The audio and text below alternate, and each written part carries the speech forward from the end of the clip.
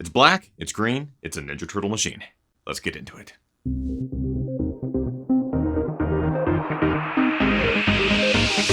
Ginger Runner.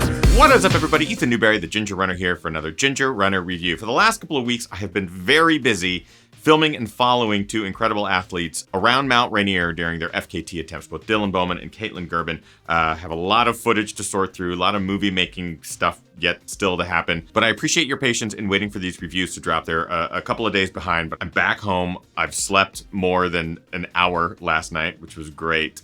So I think let's just dive into today's review. From Skechers Performance, we're talking about the GoRUN Razor 3 Plus. Or just the Razor Plus. Regardless, it's fun. And before we get too far into this review, of course, I have to point out that these shoes were provided for review by Running Warehouse. I can say whatever the hell I want about the shoe. That's the beauty of it, and I do, and I will, and I am. So let's do it. You might remember that the Skechers Performance GoRUN Razor 3 was one of my favorite shoes last year. Kind of flew under the radar for me.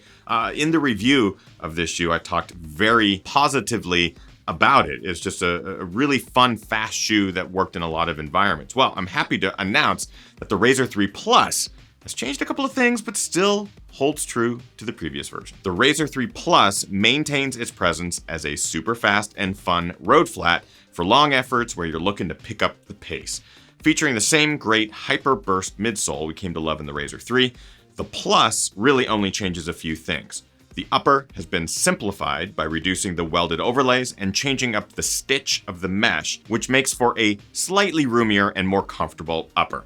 The outsole includes a bit more of the Goodyear rubber on the medial instep. The lacing and tongue feature a few tweaks, and the shoe has gained a few grams of weight. But honestly, it's negligible. You'll hardly notice. Otherwise, this shoe is dramatically similar to the Razor 3 and will make many of you looking for a fantastic half or full marathon shoe with plenty of flexibility very happy. All that being said, the Razor 3 Plus isn't perfect. The Razor 3 wasn't perfect, but there's so much carryover from the previous version.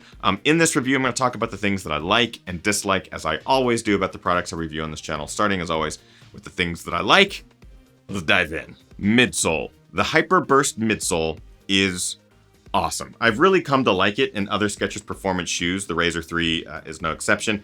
It carries over into the Razor 3 Plus. It looks slightly different, not just in color, but in actual consistency. But the feel of the Razor 3 Plus is phenomenal. It's like soft, it's resilient, it's responsive, super flexible and bouncy, but it doesn't get in the way. So it's sort of this perfect amount of stack under both the forefoot and the heel that really allows you to roll through your foot strike without being too intrusive or forcing your foot to flex in a certain way. It's just fun, especially if you're picking up the pace or looking to get a little bit of tempo effort in there. I'm really loving the Hyper Burst, and what really shines in the Razor 3 Plus is how much of a slipper that this shoe feels like on your foot. Shoes like the Green Silence come to mind, shoes that really sort of excel at being slippers. Yeah, the Razor 3 Plus is super comfortable. That midsole does a great job in giving this shoe a really great feel. Super fun, comfortable, fast, a lot of the good adjectives. Flexibility. What I love about the Razor 3 Plus is just how flexible it is. It's not that the Razor 3 wasn't flexible, but I'm feeling like I'm getting more flex out of this shoe, and that leads to better ground feel. Skechers Performance M-Strike technology, sort of rolling you through that step, really excels in the shoe. Basically, the shoe just wants you to keep moving forward, and it has plenty of flex, so your foot and your shoe aren't gonna fight each other, and you're not relying on that snappiness of a last or a carbon plate or anything like that. You're just enjoying the shoe for what it is.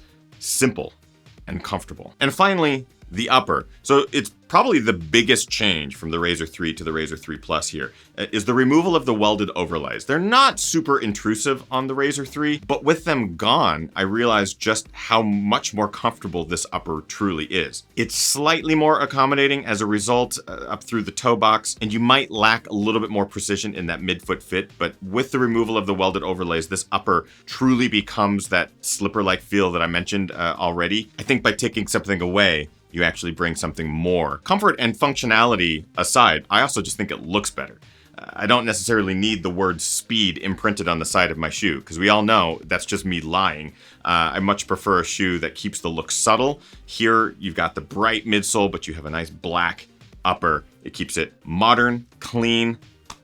I dig it. That being said, it's not all milk duds and Christopher Nolan movies. There are a couple of things that I dislike about the Razor 3 Plus. Let's get to those now. The shape. So this is a bit of a carryover from the Razor 3. The GoRUN Razor 3 Plus features a bit of a narrow toe box, and I really noticed it in the Razor 3 Plus. Not that it's drastically different at all from the Razor 3, but I think with this new upper, in combination with the Hyperburst midsole being super soft, I found my lateral side foot to really begin to overhang the edges of the platform. It's not a sizing issue, it is just a narrow platform issue. Those of you with wider feet or the need of more accommodating uppers, you'll get a little bit more of that in the Razor 3 Plus versus the Razor. Where that's gonna cause an issue is the potential for toe overhang as you begin to compress through that midfoot, forefoot, and then into the toe off. It's not a huge detriment, it just leads to a bit of stability issues when you are toeing off in the shoe. The whole shoe begins to want to collapse to that lateral side. It's actually really reminiscent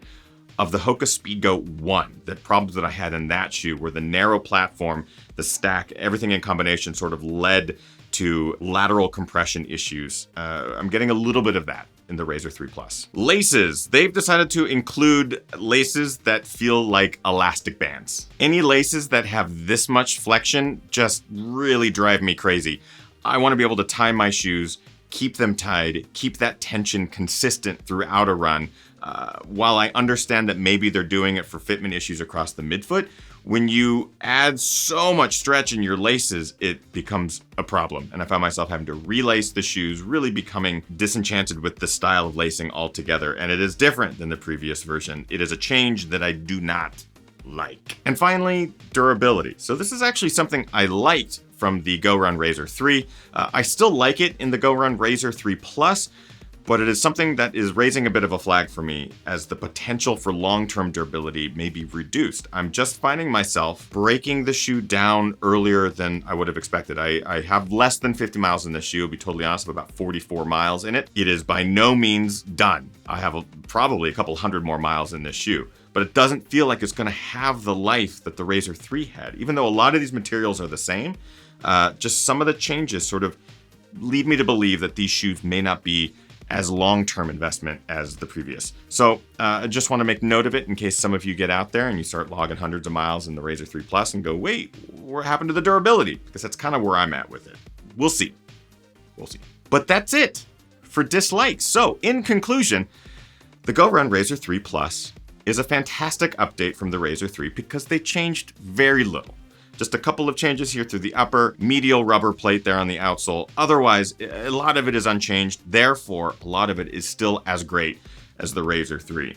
It's a fun, fast shoe that's going to work in a lot of different training environments, whether you're looking to train long or just train fast. In racing environments, if you're doing a 10K, half marathon, marathon, this shoe will be able to cover all your bases, especially at that tempo effort or where you're looking to set PRs and that sort of thing.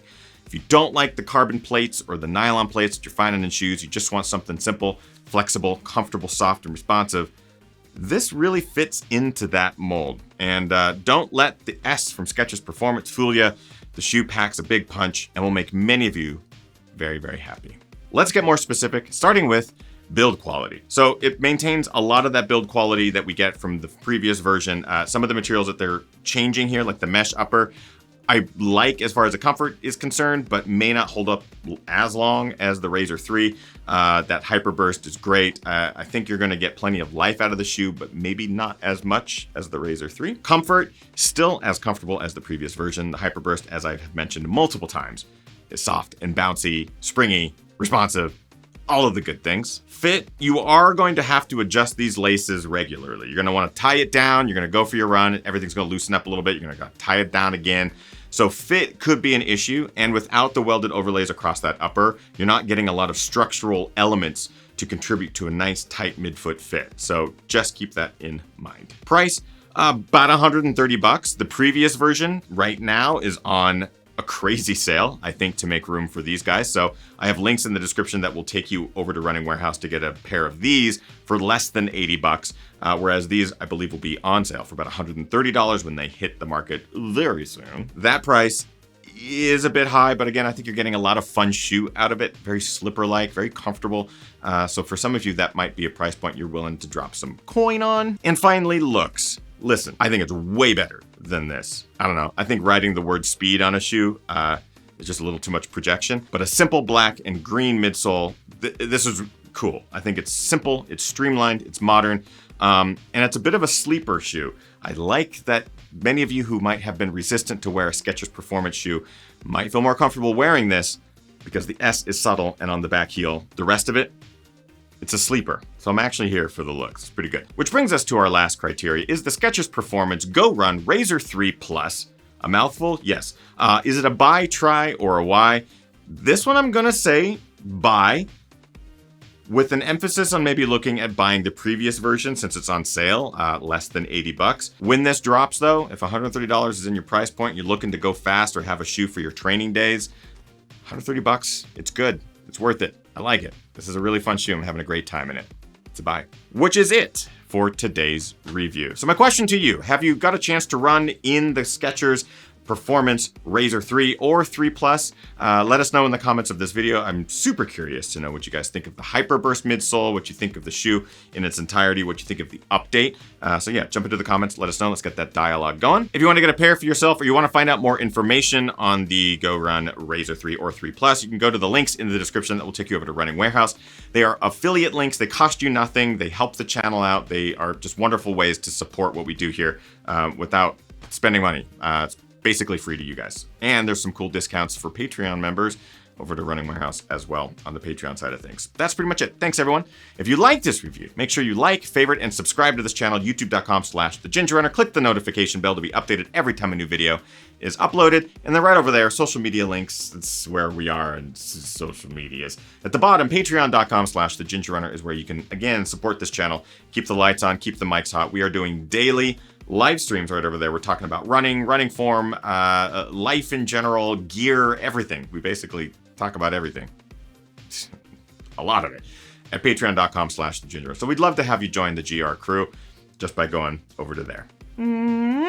That's it, everyone. Thank you so much for tuning in to today's review. We hope you're getting out there, training as hard as you can, virtually racing harder, and partying the hardest. I know I am. We'll see you guys next week for more fun.